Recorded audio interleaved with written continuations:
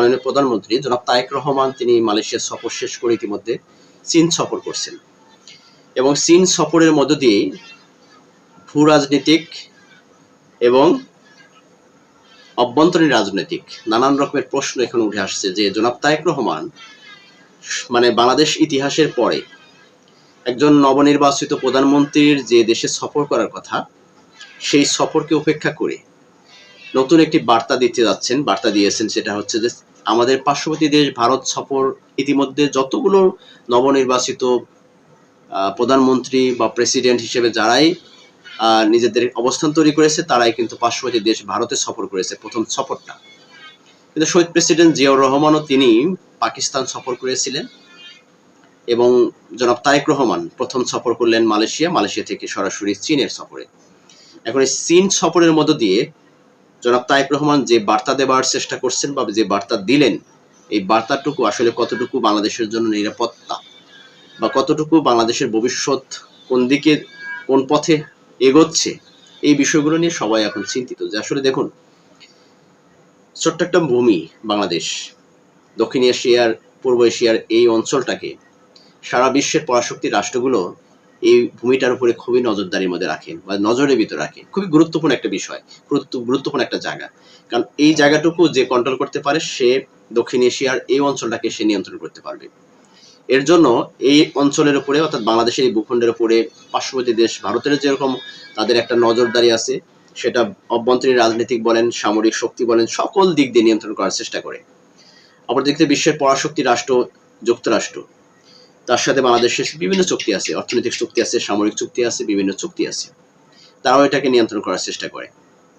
কিন্তু বর্তমানে সবকিছু উপেক্ষা করে জনাব তারেক রহমান চীনের সাথে যে চুক্তিটা করতে যাচ্ছে বা তাদের সাথে অর্থনীতি হয়তো বা, কারণ চীন এমন একটা রাষ্ট্র যে কখনোই সে কোনো সরাসরি সামরিক শক্তি দিয়ে কারোর সাথে জড়ায় না, বাণিজ্যিক চুক্তি এবং অর্থনৈতিক চুক্তির মধ্য দিয়েই একটি দেশকে নিয়ন্ত্রণ করার চেষ্টা করে। তো তারই ধারাবাহিকতায় চীন ইতিমধ্যে বাংলাদেশের সাথে হয়তোবা এখানে অর্থনৈতিক চুক্তি বা বাণিজ্যিক চুক্তি বা অবকাঠামোমূলক যে চুক্তিগুলো আছে সেই চুক্তিগুলো হতে পারে। এর ফলে হয়তোবা সেই বিষয়টিকে পার্শ্ববর্তী দেশ ভারত অবশ্যই বাঁকা চোখে দেখবে, এটাই বাস্তবতা। এবং এই বিষয়টিকে কতটুকু যুক্তরাষ্ট্র স্বাভাবিকভাবে নেবে সেটাও বাস্তবতার লক্ষণ আমরা এখনই বুঝতে পারছি, কারণ যুক্তরাষ্ট্রের সাথে হয়তো অনেক বিষয়গুলো তাদের সাথে চুক্তি আছে, সেই চুক্তিগুলো আসলে থাকা সত্ত্বেও ইরানের সাথে চীনের সাথে যে চুক্তিগুলো হতে যাচ্ছে সেই চুক্তিগুলো আগামী দিনে আসলে কতটুকু ভালো দৃষ্টিতে বা সুদৃষ্টিতে দেখবে যুক্তরাষ্ট্র, সেটাও এখন প্রশ্ন উঠে আসছে। অনেকের বলার চেষ্টা করছে যে এতগুলো বিষয়কে উপেক্ষা করে আসলে বাংলাদেশ বা বাংলাদেশের প্রধানমন্ত্রী সেটা কি কখনোই এই চ্যালেঞ্জগুলো মোকাবেলা করতে পারবে কিনা, অথবা বাংলাদেশের অবস্থান কোথায় গিয়ে দাঁড়াতে পারে বা বাংলাদেশের অবস্থান আসলে কি ভূ রাজনীতিতে পেছিয়ে ফেলছে কিনা, সেটাও কিন্তু ভাববার বিষয়। দর্শক দেখেন, ভূ রাজনীতিক এমন একটা রাজনীতিক, সেই রাজনীতির কারণে কিন্তু যে কোনো সময় যে কোনো দেশের অভ্যন্তরীণ নানান রকমের সমস্যা তৈরি হয়। একটি রাষ্ট্রপতি বা রাষ্ট্রপ্রধানকে যে কোনো সময় ক্ষমতাচ্যুত হতে হয় ভূ রাজনীতিকের প্রতিকার হিসাবে, প্রতিফলন হিসাবে। তো আমাদের দেশের ছোট্ট একটা ভূমি, এই ভূমির এই ছোট্ট একটা রাষ্ট্র, তার অভ্যন্তরীণ অনেক সমস্যা আছে। বর্তমানে বাংলাদেশের অভ্যন্তরীণ রাজনীতিক অনেক সমস্যা আছে। এখন চীন সফর শেষে আসলে বাংলাদেশের প্রধানমন্ত্রী তথা বাংলাদেশের বর্তমান সরকার এটা কতটুকু আসলে চ্যালেঞ্জ মোকাবেলা করতে পারবে, এই অভ্যন্তরীণ রাজনৈতিক প্রতিহিংসামূলক রাজনীতিক সেটাকে কিভাবে রিকভার করবে, এই প্রশ্নগুলো অনেকের মধ্যে জাগ্রত হচ্ছে। যদি এখানে অনেকগুলো চাপ আসতে পারে, ভারতের পক্ষ থেকে একটা বিরাট ধরনের চাপ থাকবে, সবসময় যেটা আছে সেটা থাকবে। কারণ এখানে তারেক রহমান ভালো করে বুঝে ফেলেছে যে ভারতের সাথে হয়তো সখ্যতা গড়ার চেষ্টা করলেও আসলে মন থেকে ভারত কখনোই বাংলাদেশের সাথে সুসম্পর্ক কখনোই চাইবে না, এটা তারেক রহমান বুঝে ফেলেছে। যার কারণে ভারতের এই তাদের যে কূটনীতিক যে তাদের যে ধরন, এই ধরন থেকে তিনি বের হয়ে আসতে চাচ্ছেন।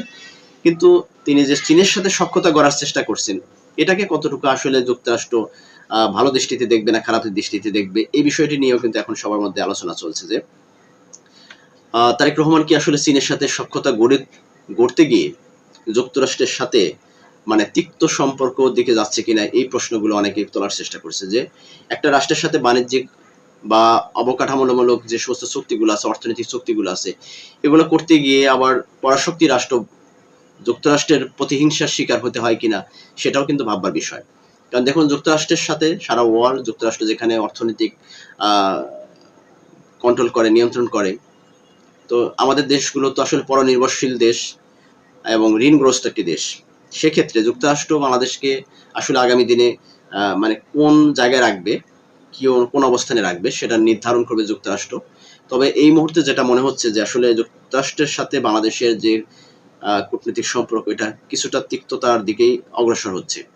অপরদিকে যদি চীনকে যদি বাংলাদেশ বেশি হয়তোবা কূটনৈতিক সম্পর্ক গড়ে তোলে, সেই ক্ষেত্রে বাংলাদেশের জন্য খুবই যে শোভনীয় হবে, এই মুহূর্তে খুব যে ভালো একটা পজিশনে যেতে পারবে বাংলাদেশ, সেটা আসলে অনেকে মনে করছে যে না, এই মুহূর্তে আসলে বাংলাদেশের জন্য শোভনীয় হবে না। তবে ভারতের পার্শ্ববর্তী দেশের সাথে যে সম্পর্কটা, এটাকে নিয়ে অনেকে প্রশ্ন তুলছেন যে আসলে ভারতের সাথে যে যতই আমরা সখ্যতা গড়ে তোলার চেষ্টা করি না কেন, তাদের যে একটা দাস কূটনৈতিক, অর্থাৎ কাউকে বাধ্য করার যে একটা কূটনৈতিক মানে তাদের যে প্রক্রিয়া, সেগুলো চলমান থাকবে। কারণ ভারত বাংলাদেশের সাথে যে সম্পর্কটা গড়তে চায়, সেই সম্পর্কটা আসলে কোনো দেশীয় বা কোনো কূটনৈতিক সম্পর্ক না। এটা একটা দেশকে চাপিয়ে রেখে একটা দেশের সকল সেক্টরে হস্তক্ষেপের মধ্য দিয়ে যে কূটনৈতিক সম্পর্ক, এটা আসলে কোনো স্বাধীন রাষ্ট্রের জন্য বা কোনো অভ্যন্তরীণ বা কোনো রাষ্ট্রের যে একটা নীতি থাকে, সেই নীতি বহির্ভূত কোনো কাজের সাথে হয়তো বা কোনো স্বাধীন রাষ্ট্র জড়াবে না। যদি শেষ রাষ্ট্রের যদি রাষ্ট্রপ্রধান যদি সে দেশকে ভালোবাসে, দেশের সার্বভৌমত্বকে ভালোবাসে, তাহলে এই চুক্তিতে সে যেতে চাবে না।